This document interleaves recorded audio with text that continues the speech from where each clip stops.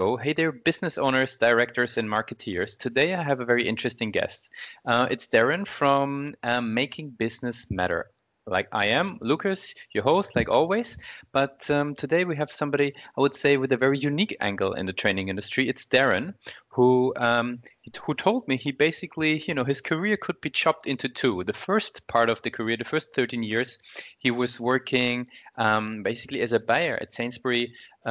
A UK big supermarket chain to buy fruits for the store in the in the league of billions of dollars. And then for the last 17 years, he's run his own business, Making Business Matter, where he is basically stepping on the other side and teaching people that work with supply or providers and suppliers to supply UK supermarkets with soft skills training. And I'm curious to learn a lot on how the sort of first part of the career shaped that second part.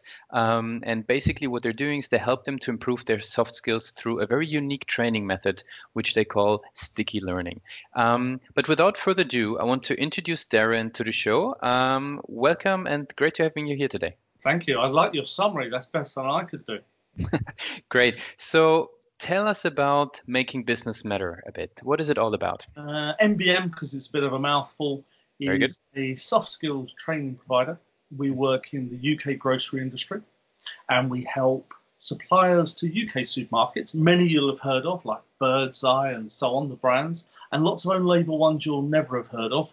And they choose us because we make training stick, we help them win business, we have relevant experience. They're the reasons. I see. And what type of people would you say within those suppliers would benefit most from your services? What type of roles and what type of characters do you see very often sort of in your training seats? Yeah. Well, let me go back to the start and say the people that benefit most are the learners. So we call them learners. We don't call them delegates. We think delegates visit conferences, whereas learners actually go and learn stuff. And that's a small change, but actually a big one, because what we're all about is making behavioural change. So you go on a course and you come back and most people do diddly with it. So we're different. We get people to do stuff different. And that's what sticky learning is all about. So first is the learners.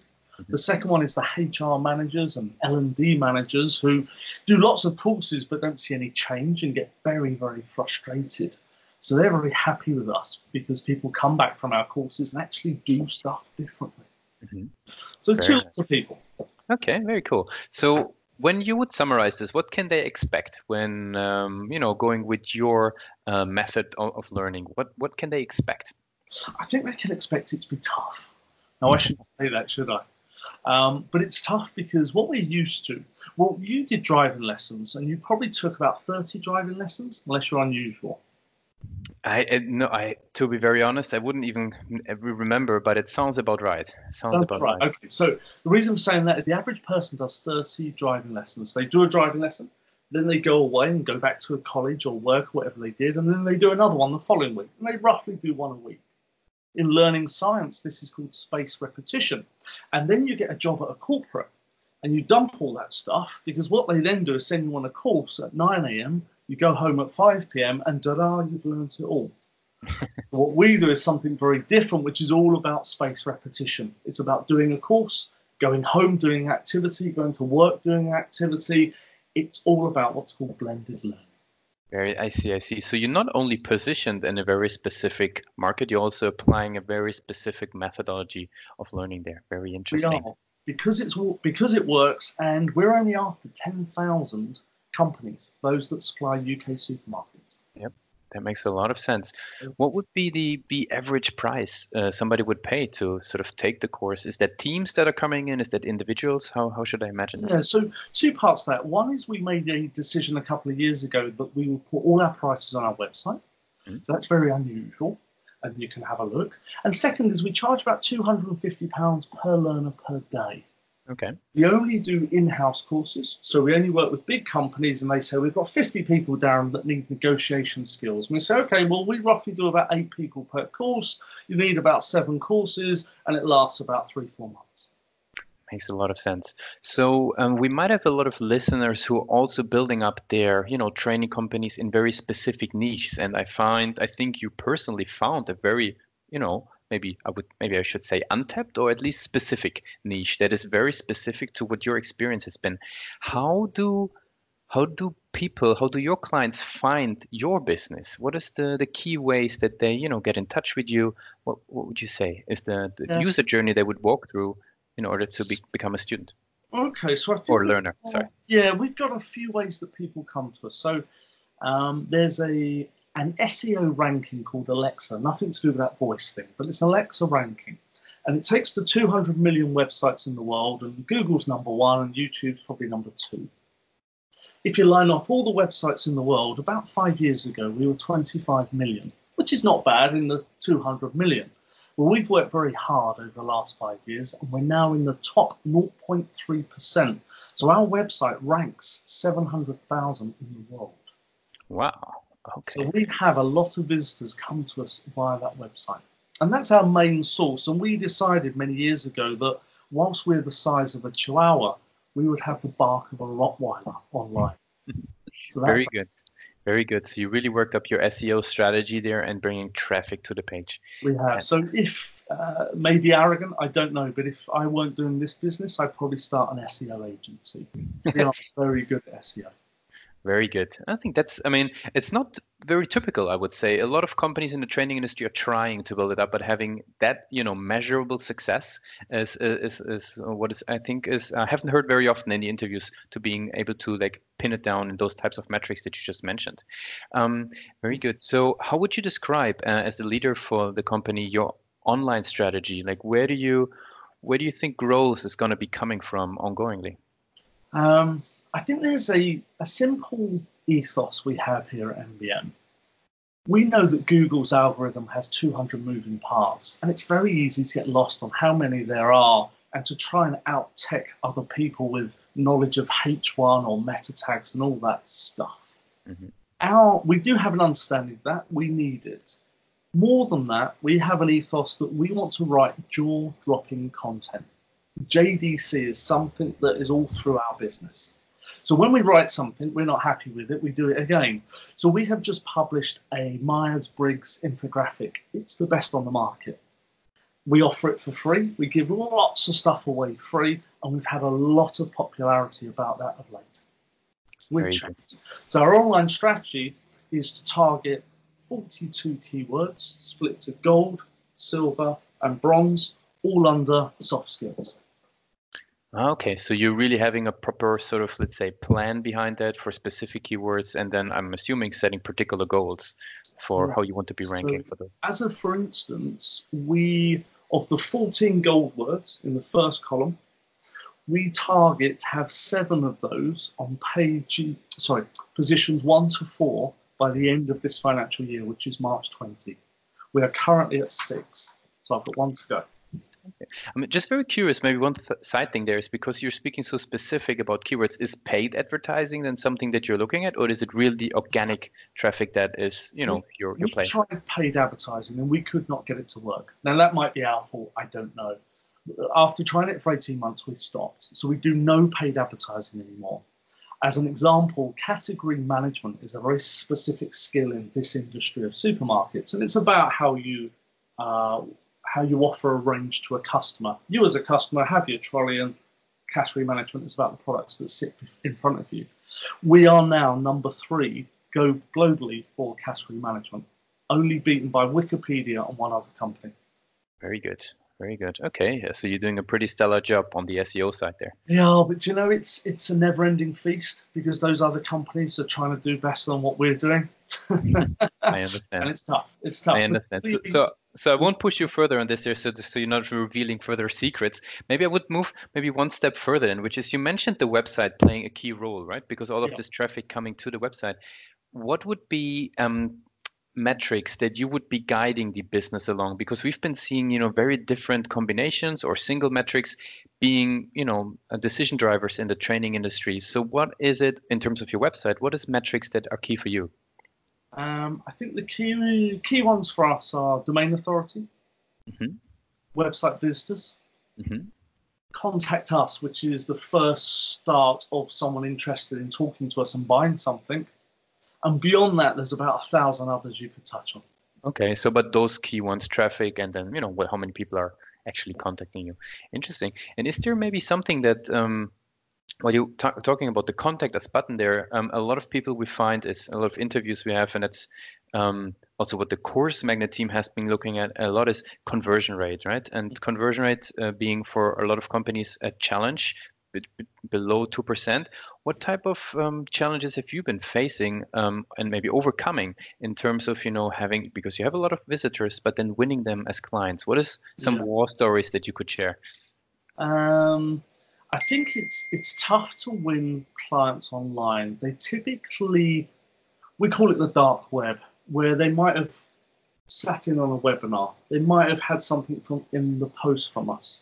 They might have seen one of our infographics. They might have touched on a post at LinkedIn. There's a lot of things that have got to happen to get them to the website and be interested.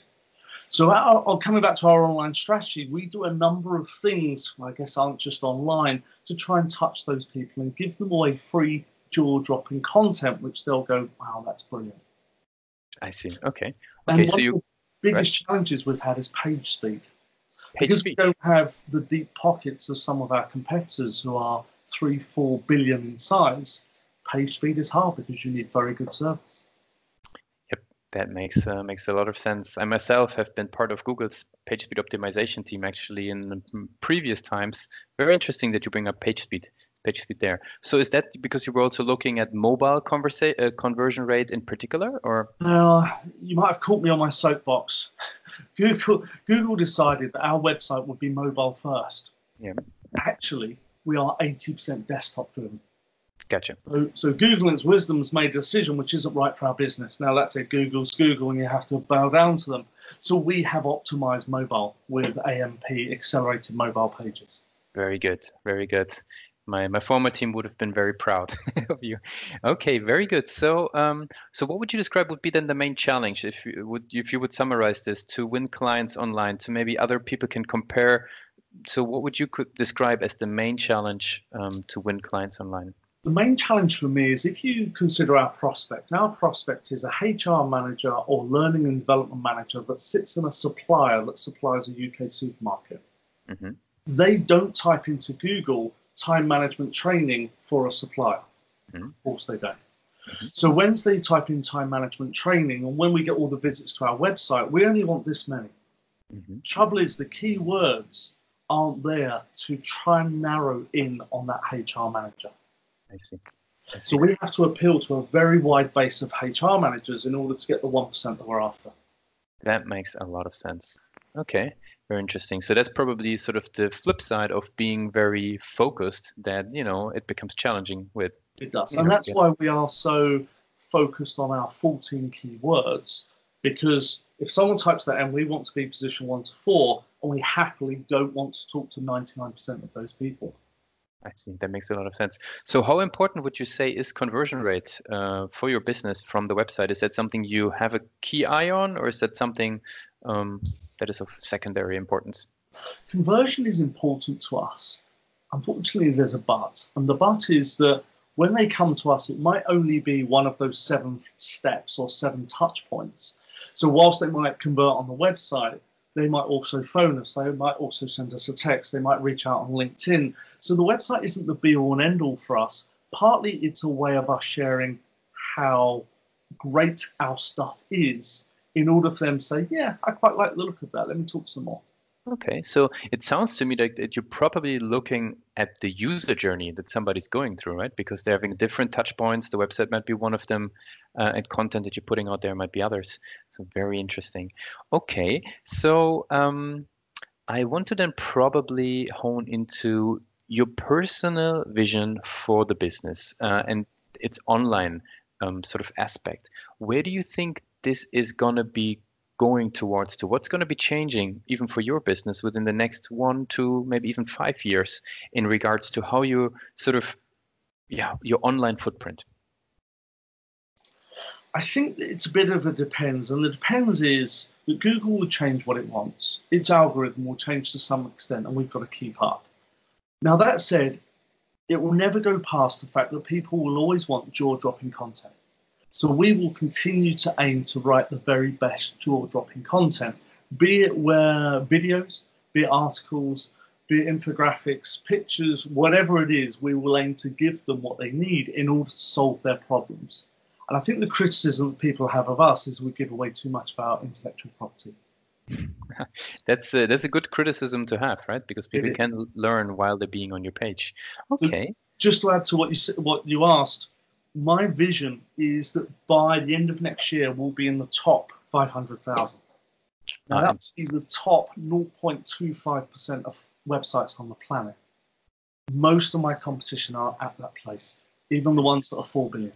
Yeah, so that makes it's a very tailor-focused, laser-focused really on improving SEO performance to get those HR managers on the page. Absolutely. Really good. Really good. Okay. So I'm curious, maybe you as a business person and business owner and previously being, a buyer yourself in one of those big chains, like what was most helpful for you to grow the business? If you could maybe single out maybe one thing, I know there's, a whole basket of things that have been important, but what would be one thing that you say was really important to build the business? The UK supermarket industry is tough. Being a buyer is tough. And whilst they look after lots of money and have lots of power, it's also 10 times a day having conflict. It's hard. It's hard on anyone. I don't believe anyone enjoys conflict. No one gets up in the morning and says, I fancy an argument. Mm-hmm. So negotiating and handling conflict every day is a tough job. And that's helped me build resilience. And you need resilience as an owner because people won't pay you, people don't like what you're doing, people will criticize. You need to keep going. So I think the biggest thing I learned from the supermarket industry was resilience. Very good. Very good. And that's what you bring over. I mean, I guess what I'm seeing, even a connection there, is that you're teaching soft skills, right? And I'm assuming some pieces of this will be, even traveling into your trainings there. Yeah, of course. Of course. Negotiation is one of the key skills that we train. And we want to train it in a way that sticks. Our competition send people on one-day training courses. Doesn't stick. Very good. So what advice would you give yourself if you would restart a business? So let's go back to the day when you left your buyer's job, you're about to start your business. What would you tell yourself? I'm gonna say exactly what my wife says. Listen, enjoy the journey. I wish I'd enjoyed the journey more than I have done over the last 17 years. Some days are tough, as they are with any person with any job, and maybe particularly as an SME owner. So I wish I'd enjoyed it more. Took some of the wins and celebrated them more, and took some of the lows a bit less harshly. Very good, very good. Guys, there you have it. There you have it. Darren telling us, if you're just knee deep into some trouble because you're building up your business, do a step back, look at it and know it is a long journey that you're on, and enjoy it a little bit, because having been through it and, being still successfully in business, Darren, that's something that he's been learning after the time. So Darren, if somebody is interested in what you're doing, what would be the best way to, do the next step and get in touch with your team? I think we've got all the ways that you'd expect any business to have. If you just want a chat, none of us particularly sell hard or well. We're more soft selling, which is what do you want? And we find out whether people truly have a problem that we can solve. And if we don't, we're the first to say it's not us. Very cool. Thanks a lot, Darren, for having been, sharing a little bit of your insight into what it means to build up a successful business now in the training industry, and sharing some personal insights around how resilience has really been shaping yourself as a business owner who should have potentially sometimes enjoyed the journey a little bit more. So thanks a lot, Darren, for giving us some of your valuable time today. Thank you. Thanks, Lucas.